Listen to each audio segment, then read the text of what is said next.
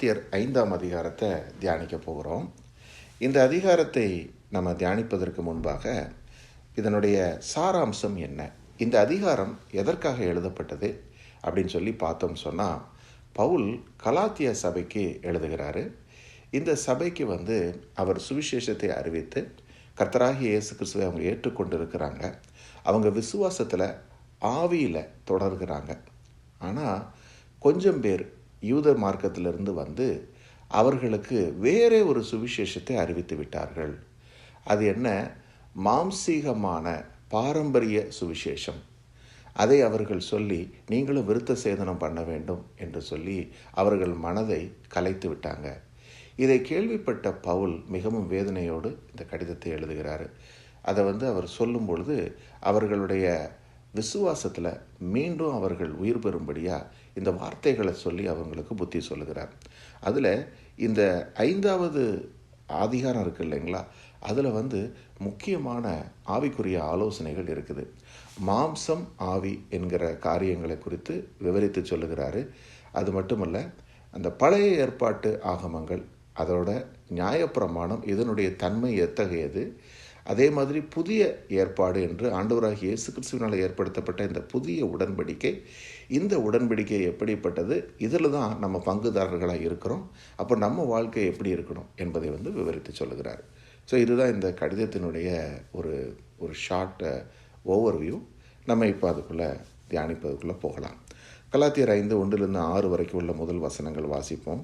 ஆனபடியால் நீங்கள் மறுபடியும் அடிமைத்தனத்தின் நுகத்துக்குட்படாமல் கிறிஸ்து நமக்கு உண்டாக்கின சுயாதீன நிலைமையிலே நிலை கொண்டிருங்கள். இதோ நீங்கள் விருத்த சேதனம் பண்ணிக்கொண்டால் கிறிஸ்துவினால் உங்களுக்கு ஒரு பிரயோஜனமும் இராது என்று பவுலாகிய நான் உங்களுக்கு சொல்லுகிறேன்.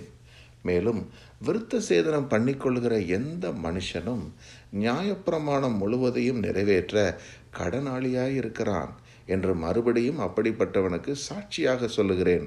நியாயப்பிரமாணத்தினால் நீதிமான்களாக விரும்புகிற நீங்கள் யாவரும் கிறிஸ்துவை விட்டு பிரிந்து கிருபையினின்று விழுந்தீர்கள். நாங்களோ நீதி கிடைக்கும் என்று ஆவியை கொண்டு விசுவாசத்தினால் நம்பிக்கையோடு காத்திருக்கிறோம். கிறிஸ்து இயேசுவின் இடத்தில் விருத்த சேதனமும் விருத்த சேதனம் இல்லாமையும் ஒன்றுக்கும் உதவாது. அன்பினால் கிரியை செய்கிற விசுவாசமே உதவும். பவுல் சொல்கிறாரு, நீங்கள் இதுக்கு முன்னாடி மாம்சத்தில் தேவர்கள் அல்லாதவைகளுக்கு, பாவத்துக்கு அடிமையாக இருந்தீங்க. அந்த அடிமை நிலைமையில் இருக்கும்போது ஒரு அடிமைத்தனத்தின் நுகம் உங்கள் மேலே இருந்தது.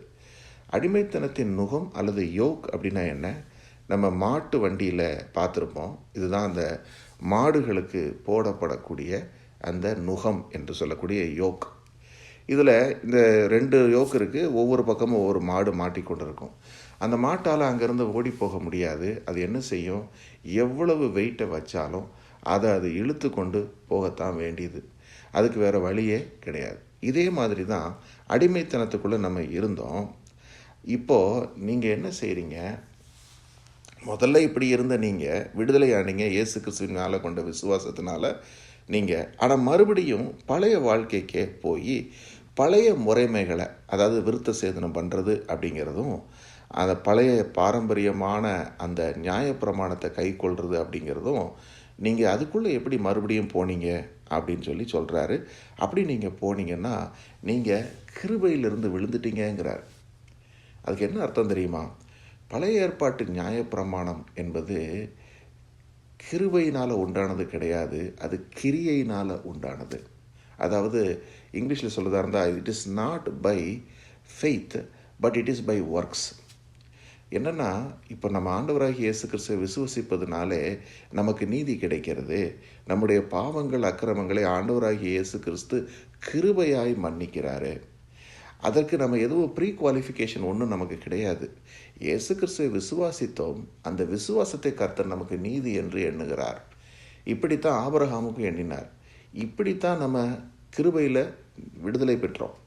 இப்போ இந்த விடுதலையை பெற்ற பிறகு மறுபடியும் பழைய தாட் ப்ராசஸுக்கு முன்னாடி இருந்த மாதிரி நானும் வந்து பாரம்பரியமாக செய்ய வேண்டியதெல்லாம் செஞ்சால் தான் தேவன் என் மேலே பிரியப்படுவார்னு சொல்லி அதுக்குள்ளே போகக்கூடாது அப்படின்னு சொல்லி சொல்கிறாரு. ஏன்னா இயேசு கிறிஸ்துவின் இடத்துல விருத்த சேதனம் பண்ணுறதும் விருத்தம் இல்லாததும் ஒன்றும் இல்லைன்னு சொல்லி சொல்கிறார். ஸோ இது என்னங்கிறத ஒரு சுருக்கமாக வந்து நம்ம பார்ப்போம். இங்கே நான் எழுதியிருக்கிறேன், பழைய ஏற்பாடு நியாயப்பிரமாணம் அப்படிங்கிறது என்ன அப்படின்னு சொல்லி இங்கே பார்ப்போம். பழைய ஏற்பாட்டில் வந்து என்ன சொல்லி கொடுத்தாரு தேவன் வந்து, ஒரு பிறக்கக்கூடிய ஆண் குழந்தை, அது வந்து இஸ்ரவேலில் பிறக்கக்கூடிய ஆண் குழந்தைக்கு வந்து என்ன சொல்கிறாரு, 8ஆம் நாளில் விருத்த சேதனம் பண்ணப்பட வேண்டும். அந்த விருத்த சேதனம் என்பது ஆண் பிள்ளைகளுக்கு, so that the baby has been dedicated to Lord God என்று சொல்லி. அப்படி கொடுக்கப்பட்ட பிறகு என்ன செய்யணும், ஒவ்வொரு இஸ்ரவேலனும் ஒவ்வொரு யூதனும் தேவனுடைய நியாயப்பிரமாணம் முழுவதையும் கை கொள்ள வேண்டும். இப்போ நியாயப்பிரமாணம்னா என்ன, லா என்று சொல்லக்கூடிய கட்டளைகள். இந்த கட்டளைகளில் 10 கட்டளைகள் இருக்குது. அந்த 10 கட்டளைகளோடு சேர்ந்த 600க்கு அதிகமான கட்டளைகளும் உண்டு, பழைய ஏற்பாட்டில் இருக்குது. உபாகமம், லேவியர் ஆகமத்தில் கர்த்தர் கொடுத்துருக்கிறார். இந்த கட்டளைகளை எல்லாம் கை கொள்வது என்பது மிகவும் பாரமான காரியம். ஏன்னா அதில் நீங்கள் ஒரு கட்டளையை கை கொண்டு இன்னொரு கட்டளையில் கை கொள்ளாமல் போயிட்டீங்க அப்படின்னு சொன்னால் நீங்கள் எல்லா கட்டளையும் மீறினதாகத்தான் அர்த்தம். ஆக அது ஒரு பாரமான ஒரு காரியம். அது மட்டும் இல்லை, கட்டளைகளை கை கொள்ளுது என்று சொல்லி வந்தாலே என்ன ஆயிடுது, அங்கே நீங்கள் ஒரு ஒர்க்கு செய்யணும், ஒரு கிரியை செஞ்சு தான் தேவனுடைய ஈவை நீங்கள் சம்பாதிக்கணும். அது இப்போ உதாரணமாக வந்து நீங்கள் பண்டிகைகளை ஆசரிக்கணும்னு இருக்குன்னு வைங்க, பண்டிகைகளை நீங்கள் கரெக்டாக ஆசரிக்கணும். நான் ஆசரிக்காமல் விட்டுட்டேன், இந்த ஆசரிக்கிறேன்னு அந்த பண்டிகையின் போது வந்து அது செய்ய வேண்டிய சடங்கு சம்பிரதாயங்கள்லாம் கரெக்டாக செய்யணும். செய்ய மறந்துட்டேன்னா உடனே என்ன செய்யணும், ஒரு ஆட்டையோ மாட்டையோ கொண்டு பலியாக செலுத்தணும். அது மட்டும் இல்லை, நீங்கள் யார் மூலமாக தேவன்கிட்ட போக முடியும் தெரியுமா, ஒரு ஆசாரியன் மூலமாக தான் போக முடியும், நீங்கள் நேரடியாக போக முடியாது. அதே மாதிரி காணிக்க தசம பாகங்கள், அதுக்கப்புறம் வந்து இன்னும் நிறைய வந்து பாவ நிவாரணம், நிறைய சடங்கு சம்பிரதாயங்கள் உண்டு. இதில் எதையாவது ஒன்றை நீங்கள் தவறிவிட்டாலும் நீங்கள் வந்து தவறினதாகத்தான் கொள்ளப்படும். ஸோ இப்படியே கிரியையை மாத்திரம் நம்புவது தான் இந்த பழைய ஏற்பாட்டு நியாயப்பிரமாணம். இது எதில் கொண்டு போய் விடும் தெரியுமா, அடிமைத்தனத்தில் கொண்டு போய் விடும். காரணம் என்னென்னா, எந்த ஒரு மனிதனும் வந்து ஒரு லாவை ஃபாலோ பண்ணி தேவனிடத்தில் கரெக்டாக ஆகணும்னு நினச்சான்னு வைங்களேன், அது முடியாத காரியம் என்னென்னா, தேவனுடைய கட்டளை இருக்கு இல்லையா, இந்த நியாயப்பிரமாணம், அது ஆவிக்குரியது. ஏன்னா தேவன் பரிசுத்தராக இருக்கிறார், அவர் வெளிச்சமாக இருக்கிறார், எல்லில் வேணும் இருள் அவரிடத்துல இல்லை. அப்போ அவருடைய பிரமாணங்கள் எதை அறிவிக்குது, வெளிச்சமான பரிசுத்தமான அவருடைய லாவை வந்து அது சொல்லுது. ஆனால் மாம்சத்தில் இருக்கிற ஒவ்வொரு மனுஷனுக்குள்ளேயும் பாவ இச்சைகள் மாம்சத்தோடு சேர்ந்ததாகவே இருக்குது. அந்த மாம்ச இச்சை என்னென்னு இப்போ நம்ம பார்க்க போகிறோம். அப்படிப்பட்ட ஒரு மனுஷன் எப்படி தேவனுடைய லாவை ஃபுல்ஃபில் பண்ண முடியும் மாம்சத்தில்? உதாரணமாக இச்சியாதே என்று ஒரு கட்டளை இருக்குது. ஆனால் இச்சை என்பது என்ன, ஒரு பொருளை பார்த்து ஆசைப்படுவது. மற்றவர்கள் வந்து ஒரு விலை கூடின ஏதாவது ஒரு காரியத்தை வச்சுருக்கிறாங்க, நம்மகிட்ட இல்லாத ஒன்று இருக்குன்னா எடுத்த உடனே ஒரு மனிதனுக்குள்ளே இயல்பாக ஒரு இச்சை வந்து விடுகிறது, அது பொறாமை வந்து விடுகிறது. இந்த மாதிரி மாம்ச சுபாவம் வந்து தேவனுக்கு விரோதமானதாகவே வந்து இருக்குது. ஸோ இதுதான் வந்து என்ன செய்யுது, நம்மளே அடிமைத்தனத்துக்குள்ளாக மாற்றுகிறது என்பது. அடுத்தது, பழைய ஏற்பாட்டில் பிரதானமாக காணப்படுவது என்ன தெரியுமா, அங்கே இருக்கிற ஜனங்க அவங்க பாரம்பரியத்தை கை கொண்டு நடக்கும்போது அது மற்றவருடைய பார்வைக்கும் அருமையானதாக இருக்கணும்னு நினைப்பாங்க. மனிதர்கள் பார்வையில் ஒரு நல்லா இருக்கணும். இப்போ நான் வந்து கரெக்டாக வந்து ஃபாஸ்டிங் பண்ணுறேன், நான் வந்து கரெக்டாக காணிக்க தசமபாகம் கொடுக்குறேன், நான் ஒரு ஒயிட் அண்ட் ஒயிட்டில் நல்லா நீட்டாக ட்ரெஸ் பண்ணி வர்றேன், என்னை பார்க்குறவங்க வந்து இவன் ரொம்ப ஒரு பக்தியான மனுஷன் அப்படின்னு சொல்லி அவுட்வேர்டு அப்பியரன்ஸில் மற்ற மனிதர்களும் நம்மளை பற்றி பெருமையாக நினைக்கணும் அப்படிங்கிறது தான் அங்கே இருக்கிறவங்களுடைய எண்ணமாக இருந்தது. ஸோ இது எல்லாமே பழைய ஏற்பாட்டில் இருந்துச்சு. சரி, அப்போ புதிய ஏற்பாடு அப்படிங்கிறது என்ன, அதனுடைய வித்தியாசம் என்னன்னு சொல்லி பார்த்தோம்னா, அதுக்கு பேர் விசுவாச பிரமாணம். இந்த விசுவாச பிரமாணத்தின் தொடக்கம் யார் தெரியுமா, ஆண்டவராகிய இயேசு கிறிஸ்து தான் அந்த விசுவாசத்தை தொடக்குகிறவரும் முடிக்கிறவரும். இப்போது அந்த ஆண்டவராகிய இயேசு கிறிஸ்துவை, கர்த்தராகிய இயேசு கிறிஸ்துவை விசுவசிக்கிற ஒவ்வொருவனும் என்ன செய்கிறான், பாவங்களற கழுவப்படுகிறான் அவருடைய பரிசுத்த இரத்தத்தினாலே. இப்போது தேவனிடத்தில் கிட்டி சேருவதற்கான கிருபையை ஆண்டவராகிய இயேசு கிறிஸ்து நமக்கு கொடுக்குறார். அப்போது அவன் யூதராக இருந்தாலும் சரி, கிரேக்கனாக இருந்தாலும் சரி, அல்லது புறஜாதி யாராக இருந்தாலும் அவன் எல்லாருமே கர்த்தராகிய இயேசு கிறிஸ்துவை விசுவசித்தால் போதும் என்று தேவன் அதை லகு பண்ணிவிட்டார். முன்பு இஸ்ரவேலர்கள் யூதர்களுக்கு மாத்திரம்தான் அந்த நியாயப்பிரமாணம். இப்பொழுது உலகம் முழுவதும் இருக்கிற எல்லா மக்களுக்கும் தேவன் தன்னிடத்தில் கிட்டி சேரும்படியான ஒரு கிருபையை கொடுக்கிறார். அவர்கள் எப்படிப்பட்ட பேக்ரவுண்ட்லேருந்து வந்திருந்தாலும், அவர்கள் குடும்பம் முழுவதும் விக்கிரக ஆராதனையில் இருந்தாலும், அவங்களே விக்கிரக ஆராதனையில் இருந்தாலும், கர்த்தராகிய இயேசு கிறிஸ்துவை எவன் ஒருவன் தன் சொந்த இரட்சகராக ஏற்றுக்கொள்ளுகிறானோ அவனுக்கு தேவனுடைய பிள்ளைகளாகும்படி அதிகாரத்தை கொடுக்குறாரு. அவருடைய பாவங்கள் எல்லாம் மன்னிக்கிறார். மன்னித்து தேவனோடு ஒப்புரவாக்குகிறார். இதுக்கு பேர் தான் கிருபையினால் வரும் ரட்சிப்பு.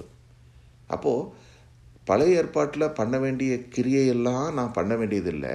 கர்த்தராகிய இயேசு கிறிஸ்துவை விசுவசித்தால் எனக்கு கிடைக்குது. அதனால தான் இது கிருபையினால் வரும் ரட்சிப்பு என்று சொல்லுகிறோம். இப்படித்தான் தேவனிடத்தில் நம்ம கிட்டி சேருகிறோம்.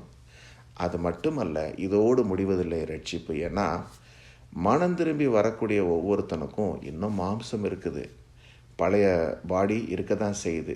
ஒரு புதிய ஆவியை தேவன் கொடுக்கிறாரு. இப்போது அந்த புதிய ஆவியினாலே எனது ஆத்மாவை நான் புதுப்பிக்க வேண்டும். I have to renew my mind. என்னுடைய பழைய சிந்தைகளை எல்லாம் மாற்றி கிறிஸ்து இயேசுவுக்குள்ளாக சுத்தவானாக நான் என்னை காத்து கொள்ள வேண்டும். ஆனால் அதற்குரிய அந்த வழி நடத்துதலை ஆவியானவர் நம்ம ஒவ்வொருத்தருக்குள்ளேயும் கொடுக்குறாரு. என்ன செய்கிறாரு? இதற்கு முன்பு வெளியிலிருந்து வழி நடத்தின தேவன் இப்போ நமக்கு உள்ளாக இருந்து தேவனுக்கு கீழ்ப்படியக்கூடிய ஒரு இருதயத்தை நமக்கு தந்து அவரது சத்தத்தை கொண்டு நம்மை வழி நடத்துகிறார். அதனால தான் நீங்களும் நானும் எப்படிப்பட்டவங்களாக இருக்கிறோம்? சுயாதீனம் அல்லது சுதந்திரம் உள்ளவர்களாக இருக்கிறோம். அது என்னது சுதந்திரம், சுயாதீனம்? முன்பு அடிமைத்தனம் இருந்துச்சு இல்லையா?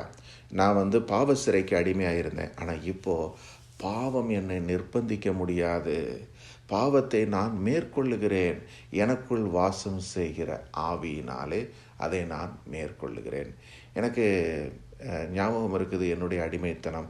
எனக்கு I just hate the habit of smoking. I use to even drink sometimes. And I also hate other bad habits of வாட்சிங் அப்சீன் திங்ஸ். இது எல்லாவற்றிலும் இருந்தும் பார்த்திங்கன்னா அந்த நாட்களில் ஒரு நிர்பந்தத்தை உணர்ந்தேன். சரீரத்தில் நான் செய்யக்கூடாது என்று பல சமயங்களில் மனதில் நிர்ணயம் பண்ணியிருந்தாலும் அதையே செய்யும்படியான ஒரு ஃபோர்ஸ் இருந்து கொண்டே இருந்தது. ஆனால் கர்த்தராகிய இயேசு கிறிஸ்துவை அவரது வார்த்தையின்படி விசுவாசித்து ரட்சிக்கப்பட்டு ஞானஸ்தானம் வாங்கின பிறகு என்னால் அந்த காரியங்களுக்குள்ளே போக முடியவில்லை.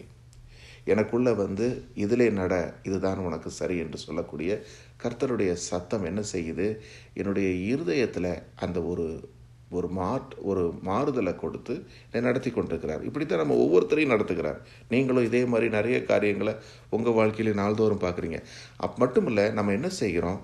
தேவனுடைய பார்வையில் நலமானதை செய்யவே நாடுகிறோம்.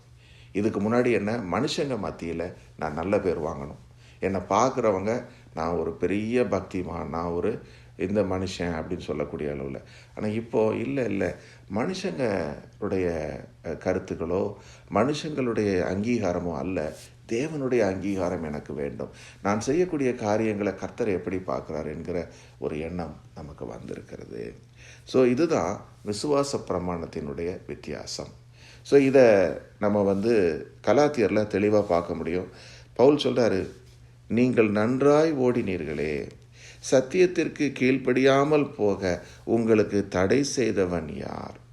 இந்த போதனை உங்களை அழைத்தவரால் உண்டானதல்ல. புளிப்புள்ள கொஞ்சம் மாவானது பிசைந்த மாவு அனைத்தையும் உப்ப பண்ணும். நீங்கள் வேறு விதமாய் சிந்திக்க மாட்டீர்கள் என்று கர்த்தருக்குள் உங்களை குறித்து நம்பியிருக்கிறேன். உங்களை கலக்குகிறவன் எப்படிப்பட்டவனாய் இருந்தாலும் தனக்கேற்ற ஆக்கினையை அடைவான். சகோதரரே, இதுவரைக்கும் நான் விருத்த சேதனத்தை பிரசங்கிக்கிறவனாய் இருந்தால் இதுவரைக்கும் என்னத்திற்கு துன்பப்படுகிறேன்? அப்படியானால் சிலுவையை பற்றி வரும் இடரல் ஒளிந்திருக்குமே. உங்களை கலக்குகிறவன் தரிப்புண்டு போனால் நலமாயிருக்கும். சகோதரரே, நீங்கள் சுயாதீனத்திற்கு அழைக்கப்பட்டீர்கள். இந்த சுயாதீனத்தை நீங்கள் மாம்சத்திற்கு ஏதுவாக அனுசரியாமல் அன்பினாலே ஒருவருக்கு ஒருவர் ஊழியம் செய்யுங்கள். உன்னிடத்தில் நீ அன்பு கூறுவது போல பிறனிடத்திலும் அன்பு கூறுவாயாக என்கிற ஒரே வார்த்தையிலே நியாயப்பிரமாணம் முழுவதும் நிறைவேறும். நீங்கள் ஒருவரை ஒருவர் கடித்து பட்சித்தீர்களானால் அழிவீர்கள். அப்படி ஒருவருக்கொருவர் அழிக்கப்படாதபடிக்கு எச்சரிக்கையாய் இருங்கள். பவுல் சொல்கிறாரு, நீங்கள் நல்லா ஓடிட்டு இருந்தீங்களே, கிறிஸ்துவுக்குள்ள விசுவாசத்தில் தொடர்ந்து கொண்டிருந்தீங்களே, உங்களை கலக்கிறது யார்? உங்களுக்கு இந்த ராங் டாக்ட்ரின்ஸை டீச் பண்ணுறது யார்? அப்படிப்பட்டவன் தரிப்புண்டு போனால் அவனுக்கு மரணம் வரட்டும்ங்கிறார். அப்படிப்பட்டவன் மரித்து போகட்டும் என்று சொல்லி கடுமையாக அவங்கள சொல்கிறாரு. காரணம் என்ன? அவர் சொல்கிறாரு, நீங்கள் வேறு விதமாக சிந்திக்க மாட்டீங்கன்னு நம்புகிறேன். காரணம் என்ன தெரியுமா? நீங்கள் சுதந்திரத்துக்கு கொடுத்து, தேவன் உங்களை சுதந்திரம் கொடுத்து அழைச்சிருக்கிறாரு. அந்த சுதந்திரத்தை நீங்கள் மாம்சத்துக்கு ஏதோ அனுசரிக்கும்படியாக அவங்க உங்களை ராங்காக டீச் பண்ணி நடத்துகிறாங்கன்னு சொல்லிட்டு சொல்கிறாரு. நான் அவங்கள மாதிரியே நானும் டீச் பண்ணேன்னா நான் எதுக்கு கஷ்டப்படுறேன் அப்படிங்கிறாரு. அதுக்கு என்ன அர்த்தம்னா, இப்போ நமக்கு இதை புரிந்து கொள்வதற்கு கொஞ்சம் கடினமாக இருக்கும். ஆனால் பழைய ஏற்பாட்டு நாட்கள் என்ன நடந்துச்சுன்னா, பவுல் அந்த ஒரு ஃபேரசி, ஒரு பரிசேயராக இருந்தவர். அவர் நியாயப்பிரமாணம் எல்லாவற்றையும் கை கொண்டு நடந்தவர். ஸோ அவருடைய நாட்களில் பார்த்திங்கன்னா, அந்த யூதர்கள் அவங்க ரொம்ப க்ளீனாக நோட் பண்ணுவாங்க. பாரம்பரியத்தை எல்லாரும் கை கொள்கிறாங்களான்னு கரெக்டாக பார்ப்பாங்க. யாராவது ஒருத்தர் இந்த மாதிரி விசுவாசம், இயேசு கிறிஸ்துவை விசுவசிக்க வேண்டும் என்று சொன்னாங்கன்னா அவங்கள அவங்க பர்சிக்யூட் பண்ணுவாங்க, அவங்கள துன்பப்படுத்துவாங்க. ஸோ பவுலுக்கு இப்படிப்பட்ட துன்பங்கள் ஏராளம் வந்தது. யூத மார்க்கத்தை அமைந்தவர்கள் தான் அவரை அதிகமாய் துன்பப்படுத்தினாங்க. புறஜாதியார் ஏற்றுக்கொண்டாங்க, ஆனால் யூத மார்க்கத்தை அமைந்தவர்கள் அவரை துன்பப்படுத்தினா சொல்கிறாரு. நான் ஏன் இந்த துன்பத்தை அனுபவிக்கிறேன்னு நினைக்கிறீங்க என்று சொல்கிறார். அதுக்கு என்ன காரணம்னா, நான் இந்த எந்த விதமான துன்பங்கள் வந்தாலும் கர்த்தராகிய இயேசு கிறிஸ்துவை பின்பற்றுறதில் நான் உறுதியாக இருக்கிறேன். எந்த வித காம்ப்ரமைஸும் நான் பண்ணலை அப்படிங்கிறத சொல்கிறார். அது மட்டும் இல்லை, அன்புனால தான் இந்த விசுவாசம் கிரியை செய்து. நீங்கள் என்ன செய்யுங்க, கர்த்தராகிய இயேசு கிறிஸ்து அன்பினாலே உங்களுடைய பாவங்களற உங்களை கழுவி மன்னிச்சிட்டாரு. அதே அன்பை நீங்கள் மற்றவங்களுக்கு செலுத்துங்க. ஒருவர் மற்றவர் மீது அன்பு கூறுங்கள் என்கிற அந்த ராஜரீக பிரமாணத்தை நீங்கள் கை கொள்ளுங்க. அந்த அன்பின் நிமித்தம் உங்களுக்குள்ள செயல் வருது இல்லையா, அதுதான் விசுவாசங்கிறார். காரணம் என்ன? இப்போ நான் இதுக்கு முன்னாடி மற்றவங்களை பற்றி கவலைப்பட்டதில்லை. சுயநலமுள்ள ஒரு மனுஷனாக இருந்தேன். எனக்கு தேவையானதையே நான் தேடிக்கொண்டிருந்தேன். ஆனால் இப்போ எனக்குள்ள தேவன் எதை காண்பித்திருக்கிறார்? இல்லை, நான் பாவியாக இருக்கும்போது எனக்காக மரித்தார். இப்படிப்பட்ட தேவனுடைய அன்பை நான் எப்படி மற்றவர்களுக்கு சொல்லாமல் இருக்க முடியும் என்று சொல்லி அவர் வார்த்தையை பிரசங்கிக்க வேண்டும்.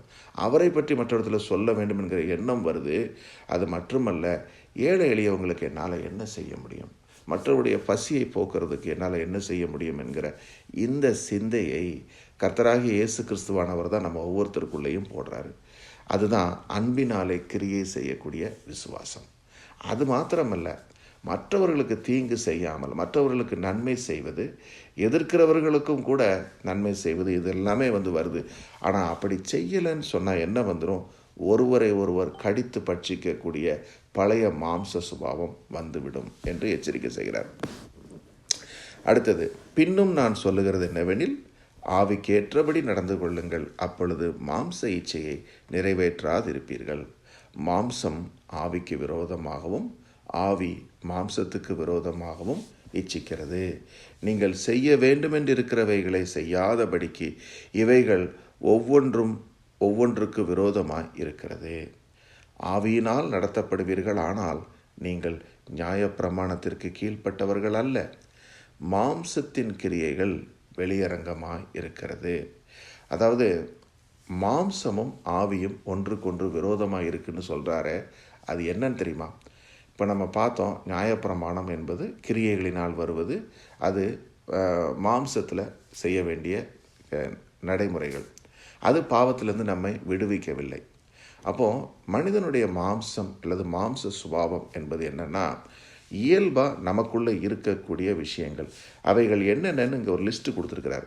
மாம்சத்தில் இருக்கிற ஒவ்வொரு மனுஷனுக்கும் இருக்கிற இந்த 17 விஷயங்கள் என்னெல்லாம் பாருங்கள். 1, விபச்சாரம். விபச்சாரம் செய்யக்கூடிய ஒரு எண்ணம். அப்புறம் வேசித்தனம் பண்ண வேண்டும் என்கிற ஒரு எண்ணம். அப்புறம் அசுத்தம், காம விகாரம். அப்புறம் விக்கிரகத்தை ஆராதிக்க வேண்டும் என்கிற ஒரு எண்ணம். இந்த விக்கிரக ஆராதனை என்பது பணத்தை ஆராதிப்பதும் கூட ஒன்று தான், அல்லது விக்கிரகத்தை ஏதாவது ஒரு கல்லில் மரத்தில் செய்த விக்கிரகத்தை ஆராதிக்கக்கூடிய ஒரு சுபாவம். அடுத்தது பில்லி சூனியம் செய்தல், மற்றவர்களுக்கு விரோதமாக செய்யக்கூடிய இப்படிப்பட்ட ஏவுதல்கள்.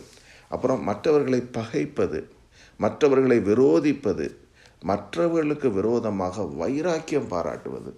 சிலரை என்னுடைய வாழ்க்கையிலிருந்து நான் அகற்றி விட்டேன் என்று சொல்லக்கூடிய கொலைக்கு சமமான வைராக்கியங்கள். செத்தாலும் நான் அவனுடைய முகத்தை பார்க்க மாட்டேன்னு சொல்லக்கூடிய இந்த மாதிரியான வைராக்கியங்கள். அப்புறம் கோபங்கள், சண்டைகள், பிரிவினைகள், பிரித்து பார்ப்பது. நம்ம பார்த்தோம் ஏற்றத்தாழ்வுகள், பிரிவினைகள்னு சொல்லி எக்கனாமிக்கல் பேஸில் அல்லது கலரு, ஜெண்டர் ஏதாவது ஒன்றை பேசிஸில் வச்சு மற்றவர்களை வெறுப்பது, ஜாதி, இந்த மாதிரி பார்க்கக்கூடிய விஷயங்கள். இவைகள் தான் இந்த பிரிவினைகள். அப்புறம் மார்க்க பேதங்கள், பொறாமைகள், மற்றவர்களை பார்த்து வரக்கூடிய பொறாமை என்கிற ஒரு சுபாவம். அப்புறம் கொலைகள், வெறிகள், களியாட்டுகள், ட்ரங்கன் ஆர்ஜிஸ் என்று சொல்லக்கூடிய குடித்து விட்டு வெறித்து அலைவது, இந்த மாதிரியான காரியங்கள். இவ்வளவு விஷயம் இருக்குது மாம்சத்தில். அப்போது மாம்சத்தில் இருக்கிற ஒரு மனிதனை இந்த 17 சுபாவங்களும் அடிமைப்படுத்தி கொள்ளுகிறது என்பது சத்திய வசனம் நமக்கு சொல்லக்கூடிய உண்மையாக இருக்குது. ஐயோ, இதில் இருக்கிறதெல்லாம் நான் செய்கிறதில்லைன்னு ஒரு மனிதன் சொன்னாலும் நம்ம மாம்சத்தில் வாழ்கிற காலம் வரைக்கும் இந்த காரியங்கள் வரும். இது மாம்ச சுபாவம். ஆனால் ஆவியின் சுபாவம் என்று சொல்லக்கூடிய திவ்ய சுபாவம் என்னன்னு பார்க்குறோம். பாருங்கள், முதல்ல சொல்கிறாரு, இப்படிப்பட்டவைகளை செய்கிறவர்கள் தேவனுடைய ராஜ்யத்தை சுதந்திரிப்பதில்லை என்று முன்னே சொன்னது போல இப்பொழுதும் உங்களுக்கு சொல்லுகிறேன். ஆவியின் கனியோ அன்பு, சந்தோஷம், சமாதானம், நீடிய பொறுமை, தயவு, நற்குணம், விசுவாசம், சாந்தம், இச்சையடக்கம். இப்படிப்பட்டவைகளுக்கு விரோதமான பிரமாணம் ஒன்றுமில்லை. கிறிஸ்துவினுடையவர்கள் தங்கள் மாம்சத்தையும் அதன் ஆசை இச்சைகளையும் சிலுவையில் அறைந்திருக்கிறார்கள். அதாவது இப்போ மாம்சத்தில் நம்ம பார்த்தோம் இல்லைங்களா சுபாவம், இந்த 17 சுபாவத்துக்கும் எக்ஸாக்ட் ஆப்போசிட்டாக இருக்கக்கூடியது இந்த 9 ஆவியின் கனிகள். அது என்னன்னு பார்த்தீங்கன்னா, வெறுப்பும் கோபமும் விரோதமும் வைராக்கியமும் இருந்த இடத்துல அன்பு வந்துருச்சு. அந்த அன்பு எல்லாவற்றையும் மாற்றுகிறது. அன்புக்கு பொறாமை இல்லை, அதற்கு இருமாப்பு கிடையாது, அது யாரையும் குற்றப்படுத்தாது, அது சத்தியத்தில் தான் சந்தோஷப்படும். இப்படியே இந்த அன்பு என்கிற அந்த ஒரு கனி எல்லா மாம்ச கிரியைகளையும் மேற்கொள்ளக்கூடிய ஒரு அருமையான கனியாக இருக்குது. இது தேவனிடத்திலிருந்து தான் இது வருது. ரெண்டாவது என்ன? சந்தோஷம், கிறிஸ்துவுக்குள்ளான சந்தோஷம். இப்போ மாம்ச சுபாவத்தில் இருக்கிற ஒவ்வொரு மனிதனும் தனது இச்சைகளை நிறைவேற்றி அதனால் வரக்கூடிய சிற்றின்பங்களுக்கு அடிமைகளாக இருக்கிறான். அந்த சிற்றின்பம் காணல் நீரை போல இருக்குது. ஆனால் இது கிறிஸ்துவினாலே நமக்குள் வரக்கூடிய சந்தோஷம். இது என்றென்றைக்கும் நிலைத்திருக்கக்கூடிய சந்தோஷம். இங்கிலீஷில் ஜாய் அப்படின்னு போட்டிருக்கோம். மனதுக்குள்ளே இருக்கக்கூடிய ஒரு மிகுந்த சந்தோஷம்.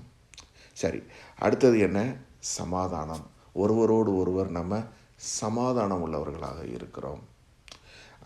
இது கிறிஸ்துவுக்குள்ளாக நமக்குள்ளே வரக்கூடிய சமாதானம். அது மாத்திரமல்ல, நமக்குள்ளே இருக்கிற சமாதானம் என்னென்னா, மனதுக்குள்ளே எப்போது இருக்கக்கூடிய ஒரு கவலை, என்ன நடந்துருமோ என்கிற ஒரு விதமான ஒரு காரியம். ஆனால் அதிலிருந்தெல்லாம் நமக்கு தேவன் தரக்கூடிய சமாதானம். ஆண்டவராகிய இயேசு கிறிஸ்து சொன்னார், நான் தரக்கூடிய சமாதானம் இந்த உலகம் தரக்கூடிய சமாதானத்தை போல அல்ல என்று சொன்னார். அப்படிப்பட்ட ஒரு சமாதானம் ஆவியானவர் நமக்கு கொடுக்கிறார். அடுத்தது நமக்குள்ளே என்ன வந்துடுது? ஒரு நீடிய பொறுமை வந்து விடுகிறது. முன்பு நான் பொறுமை இல்லாதவனாக இருந்தேன், அதன் நிமித்தம் அநேக அநீதிகளின் இடத்துல இருந்தது. இப்போ அந்த நீடிய பொறுமை என இடத்துல வந்து விடுகிறது. தயவு உள்ளவனாக இருக்கிறேன், நல்ல குணம் உள்ளவனாக இருக்கிறேன். அது மாத்திரமல்ல, விசுவாசம் உள்ளவனாக இருக்கிறேன். முன்பு எனக்கு இருந்ததெல்லாம் இந்த உலக கண்கள். நான் எதை பார்க்குறேனோ, எதை கேட்குறேனோ அதன்படி நான் ரியாக்டிவாக நான் வாழ்ந்துக்கிட்டு இருந்தேன். ஆனால் இப்போது கண்ணால் காண முடியாத தேவனுடைய செயல்களை நான் பார்க்கிறேன். எதனால்? என்னுடைய விசுவாச கண்களால். தேவன் இந்த இடத்துல எனக்கு ஒரு வழியை உண்டாக்குவார். என்னுடைய கண்களில் பார்க்கும்போது ஒரு வழியும் இல்லை, ஆனால் தேவன் ஒரு வழியை உண்டாக்குவார்னு சொல்கிறேன். இது என்னுடைய மாம்ச கண்களுக்கு அல்ல, ஆவியின் விசுவாச கண்களுக்கே தெரிகிறது. இப்படிப்பட்ட விசுவாசம் கர்த்தரால் வரக்கூடிய ஒரு கனி. அடுத்தது என்ன? சாந்த குணம் உள்ளவர்களாக இருப்பது. சாந்த குணம் என்பது நம்மை நாம் தாழ்த்துவது, தேவனுக்கு முன்பாகவும் மற்றவர்களுக்கு முன்பாகவும் எந்த விதமான ஒரு பெருமை என்ற மதிகேடு இல்லாதவர்களாக குழந்தை உள்ளமாக இருக்கிறது தான் இந்த சாந்த குணம். அடுத்தது என்ன? இச்சைகளை அடக்குதல். இந்த இச்சை அடக்கம்தான் மற்ற மாம்ச கிரியைகளாகிய இந்த இந்த காமவிகாரம், வெறி, களியாட்டு, அது மட்டும் இல்லை இந்த வேசித்தனம், இந்த மாதிரி அநேக காரியங்களிலிருந்து நம்மை மேற்கொள்ள வைக்கிறது. ஏன்னா காரணம் என்ன? மாம்சத்தில் ஒரு மனிதனுக்கு இச்சை வந்தாலும் அதை அடக்கக்கூடிய அந்த கனி கர்த்தரால் கொடுக்கப்படக்கூடிய ஒரு கனியாக இருக்குது. அப்படி இல்லை என்று சொன்னால் ஒரு மனிதனாலும் மாம்சத்தில் அதை மேற்கொள்ள முடியவே முடியாது. ஸோ இதுதான் நம்ம ஆவியின் கனிகளை பற்றின காரியங்கள். ஸோ சொல்கிறாரு, நீங்கள் ஆவியில் பிழைச்சிருந்தீங்கன்னா ஆவிக்கேற்றபடி நடங்க. கிறிஸ்துவுக்குரியவங்க தங்களுடைய ஆசை இச்சைகளை சிலுவையில் அரைஞ்சிட்டாங்கங்கிறார். ஆக கிறிஸ்துவுக்குரியவங்களுக்கு இது இல்லைன்னு சொல்ல முடியாது. எல்லா மனிதனுடைய மாம்சத்துலையும் இந்த சுபாவம் இருக்குது. ஆனால் அதை நாம் ஒவ்வொருத்தரும் என்ன செய்கிறோம்?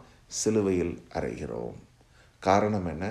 எனக்குள் வாசம் செய்கிற தேவன் எல்லாவற்றுக்கும் மேலானவராக எனக்கு இருப்பதனாலே நான் அவரிடத்திலே அன்பு கூறுகிறேன்.